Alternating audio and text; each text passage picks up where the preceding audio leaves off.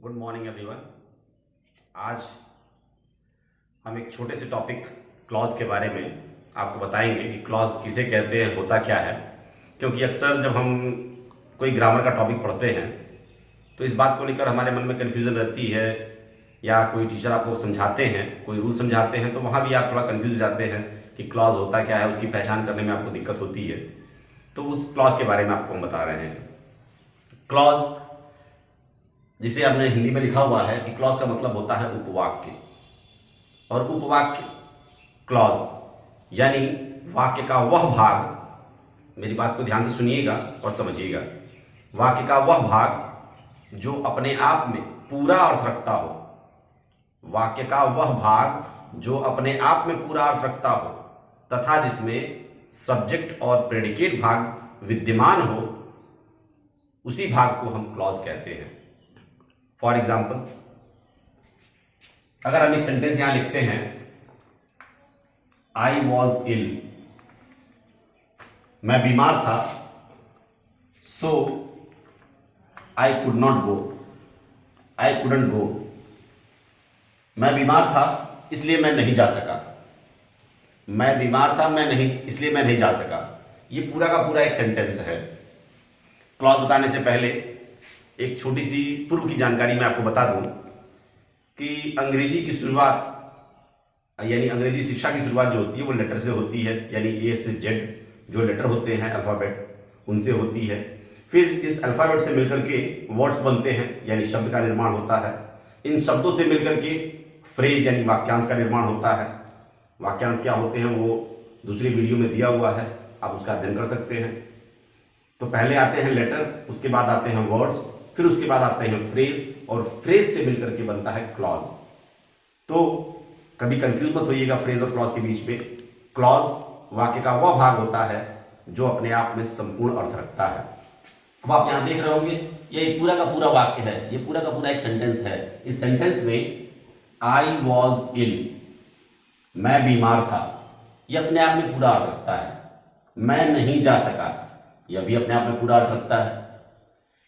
ये पूरे वाक्य का ये भाग है, ये जो है आई वॉज इल, ये इस पूरे वाक्य का भाग है। आई कुड नॉट गो, यह भी इस वाक्य का एक भाग है। वाक्य का वह भाग, यह भी भाग अपने आप में पूरा अर्थ रखता है, यह भी भाग अपने आप में पूरा अर्थ रखता है। तो अभी हमने बताया वाक्य का वह भाग जो अपने आप में पूर्ण अर्थ रखता है तथा जिसमें सब्जेक्ट और प्रेडिकेट भाग मौजूद हो। मैं बीमार था, कौन? मैं, यानी मैं हो गया सब्जेक्ट, बाकी का पार्ट हो गया predicate. In the same way यहां भी आप देखिए, आई कुडंट गो, मैं नहीं जा सका, कौन नहीं जा सका? मैं। तो मैं यहां भी सब्जेक्ट है and the rest of the part is predicate, और जो बाकी का पार्ट है वो प्रेडिकेट है। यानी इस पार्ट में भी यह पार्ट अपने आप में संपूर्ण अर्थ रखता है, इसमें सब्जेक्ट और प्रेडिकेट भाग मौजूद है, यह भी भाग अपने आप में संपूर्ण अर्थ रखता है, यहां पर भी सब्जेक्ट और प्रेडिकेट भाग मौजूद है। अतः यह एक क्लॉज है और यह भी एक क्लॉज है। यानी इस सेंटेंस में दो क्लॉज मिला करके एक सेंटेंस का निर्माण किया गया है।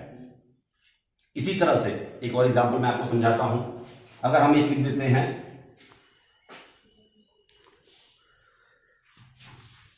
एक सेंटेंस लिख दें, he was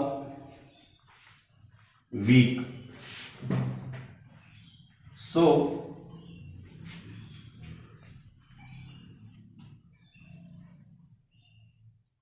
he couldn't stand, therefore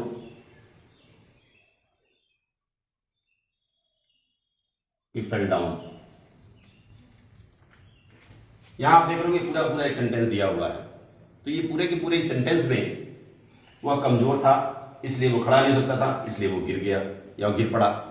यह पूरा का पूरा एक सेंटेंस दिया हुआ है। अब इस सेंटेंस में आप देख रहे होंगे वह कमजोर था, यह अपने आप में पूरा अर्थ रखता है। वह खड़ा नहीं हो सकता था, यह अपने आप में पूरा अर्थ रखता है। वह गिर पड़ा, यह अपने आप में पूरा अर्थ रखता है। कौन कमजोर था? वह सब्जेक्ट है, प्रेडिकेट है। कौन खड़ा नहीं हो सकता था? वह सब्जेक्ट है, प्रेडिकेट है। कौन गिर पड़ा? वह सब्जेक्ट है, प्रेडिकेट है। यानी यह भी एक क्लॉज है, यह भी एक क्लॉज है और यह भी एक क्लॉज है। यह जो सेंटेंस है वह तीन क्लॉज से मिलकर बना हुआ है। अब यहां आपको बात समझ में आ गई होगी कि ये होते हैं क्लॉज। अब मैं आपको एक चीज समझाता हूं, बताता हूं कि जो ये क्लॉज होते हैं ये 3 प्रकार के होते हैं। क्लॉज 3 प्रकार के होते हैं। The first one is principal clause, principal clause, the second one coordinate clause and the third one is subordinate clause. यानी क्लॉज होते हैं वो 3 होते हैं। एक होता है प्रिंसिपल क्लॉज, दूसरा सबऑर्डिनेट क्लॉज और तीसरा कोऑर्डिनेट क्लॉज। अब आपके मन में ये प्रश्न उठ रहा होगा कि ये प्रिंसिपल क्लॉज, कोऑर्डिनेट क्लॉज और सबऑर्डिनेट क्लॉज होते क्या हैं। तो पहला प्रिंसिपल क्लॉज, दूसरा कोऑर्डिनेट क्लॉज और तीसरा सबऑर्डिनेट क्लॉज। क्लॉज के ये 3 रूप होते हैं।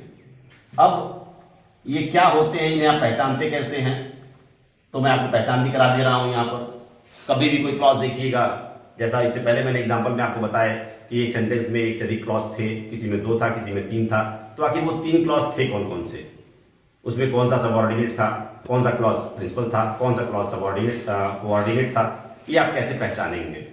तो अगर एक एग्जांपल लिख दें, ही कुडंट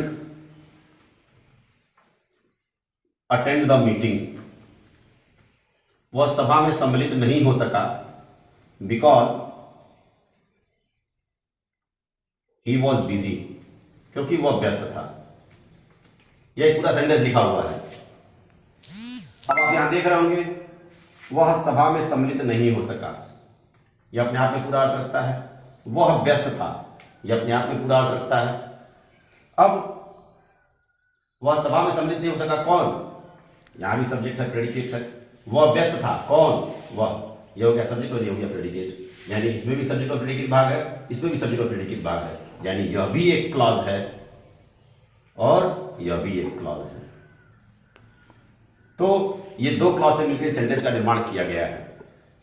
तो आप ये सोच रहे होंगे या आपको यह पहचानना है कि जो ये क्लॉज है, क्योंकि क्लॉज 3 ही प्रकार के होते हैं, प्रिंसिपल, कोऑर्डिनेट और सबऑर्डिनेट, तो आखिर ये जो क्लॉज हैं ये प्रिंसिपल है, कोऑर्डिनेट है या सबऑर्डिनेट है, ये आपको जानना है। तो ध्यान से बात को सुनिएगा। ऐसा क्लॉज जो किसी कंजंक्शन पर आश्रित या आधारित न हो, यहां आप देख रहे होंगे इस क्लॉज के आगे कोई भी कंजंक्शन नहीं लगा है। तो जिस क्लॉज से पूर्व कोई कंजंक्शन न लगा हो, किसी कंजंक्शन पर वो आश्रित और आधारित न हो, तो ऐसे क्लॉज को हम प्रिंसिपल क्लॉज कहते हैं, उसे हम प्रिंसिपल क्लॉज कहते हैं। और जो कंजंक्शन पर आश्रित होता है वह प्रिंसिपल क्लॉज नहीं होता है। तो प्रिंसिपल नहीं होता है, मतलब क्या होता है वो, इसका मतलब वो कोऑर्डिनेट या सबऑर्डिनेट होता है। जो कंजंक्शन पर आश्रित नहीं होता वह प्रिंसिपल क्लॉज, और जो कंजंक्शन पर आश्रित होता है वह प्रिंसिपल क्लॉज नहीं होता है। तो वह कोऑर्डिनेट होता है या सबऑर्डिनेट होता है, अब ये पहचानना है। एक और पहले देख लीजिए प्रिंसिपल क्लॉज और समझ लीजिए। अगर हम कहते हैं if you work hard, if you work hard, यदि तुम परिश्रम करते हो, यू विल पास, तुम पास हो जाओगे। यदि तुम परिश्रम करोगे तुम पास हो जाओगे, तुम परिश्रम करोगे तुम पास हो जाओगे। कौन परिश्रम करेगा, तुम। कौन परिश्रम करेगा, तुम। कौन पास होगा, तुम। यानी यह भी अपने आप में पूरा अर्थ रखता है, यह भी अपने आप में पूरा अर्थ रखता है। यहां भी सब्जेक्ट है, प्रेडिकेट भाग है, यहां भी सब्जेक्ट है, प्रेडिकेट भाग है। यानी यह भी एक क्लॉज है और यह भी एक क्लॉज है। कुछ बच्चे ये सोचते हैं या कुछ अध्यापक बताते हैं कि जो शुरुआत में होता है वो प्रिंसिपल क्लॉज होता है, जो बाकी का बाद में क्लॉज आया होता है वह कोऑर्डिनेट या सबऑर्डिनेट होता है। ऐसा नहीं है, प्रिंसिपल क्लॉज बाद में भी हो सकता है। यहां आप समझ सकते हैं इस बात को। आप यहां देख रहे होंगे इस क्लॉज से पहले, इस क्लॉज से पहले किसी कंडीशन का प्रयोग नहीं किया गया है, इसका मतलब ये प्रिंसिपल क्लॉज है। और इससे पहले इफ एक कंजंक्शन लगा हुआ है, तो कंजंक्शन लगा हुआ है, इस कारण से यह प्रिंसिपल क्लॉज नहीं है। तो ये कौन सा क्लॉज है, तो ये कोऑर्डिनेट और सबऑर्डिनेट में से कोई ना कोई है। अब कोऑर्डिनेट क्लॉज कैसे पहचानते हैं और सबऑर्डिनेट क्लॉज कैसे पहचानते हैं, तो कंजंक्शन के टॉपिक में आपको बताया गया। आप कंजंक्शन को विस्तार से कंजंक्शन वाले वीडियो में देख लें, पढ़ लें, समझ लें उसको।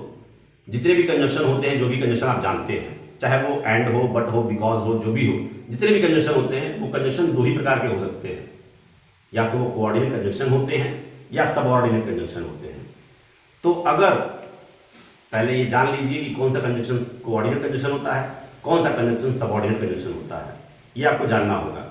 अगर किसी क्लॉज से पहले सबऑर्डिनेट कंजक्शन लगा है तो वो सबऑर्डिनेट क्लॉज का निर्माण करता है, और यदि कोऑर्डिनेट कंजक्शन लगा हुआ है तो वह कोऑर्डिनेट क्लॉज का निर्माण करता है। बिकॉज सबऑर्डिनेट कंजक्शन है, इस कारण से ये सबऑर्डिनेट क्लॉज है, और इफ भी सबऑर्डिनेट कंजक्शन है यानी यह भी एक सबऑर्डिनेट क्लॉज है।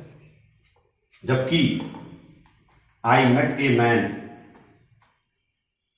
And he gave me money, मैं एक व्यक्ति से मिला, उसने मुझको पैसे दिए, तो मैं एक व्यक्ति से मिला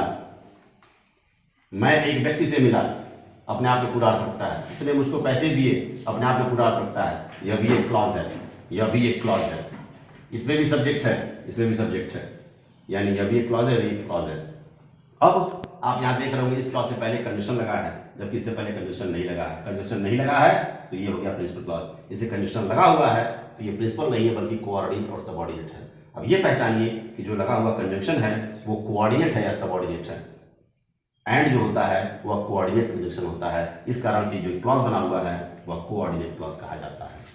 तरह से आपको बताया गया, आपने देखा कि अगर किसी क्लॉज से पूर्व कंजंक्शन लगा होगा तो वह कोऑर्डिनेट या सबऑर्डिनेट होता है, अगर नहीं लगा होगा तो वह प्रिंसिपल क्लॉज होता है। अगर कोऑर्डिनेट कंजंक्शन लगा होगा तो कोऑर्डिनेट क्लॉज होगा वो, और अगर सबऑर्डिनेट कंजंक्शन लगा होगा तो वो सबऑर्डिनेट क्लॉज होगा। इस तरीके से आप सिंथेसिस में आपको कॉम्प्लेक्स सेंटेंस और कंपाउंड सेंटेंस पहचानने में मदद मिलेगी। इनको आप एक बार सभी कंजंक्शन को अगर आप देख लें तो शायद आपको ये टॉपिक समझने में बहुत आसानी हो जाएगी। अगर फिर भी कोई प्रश्न आपके मस्तिष्क में हो तो उसे आप कमेंट के माध्यम से मुझसे पूछ सकते हैं। और एक रोज की तरह से आग्रह है कि फिर से लाइक, शेयर और सब्सक्राइब कर दीजिएगा।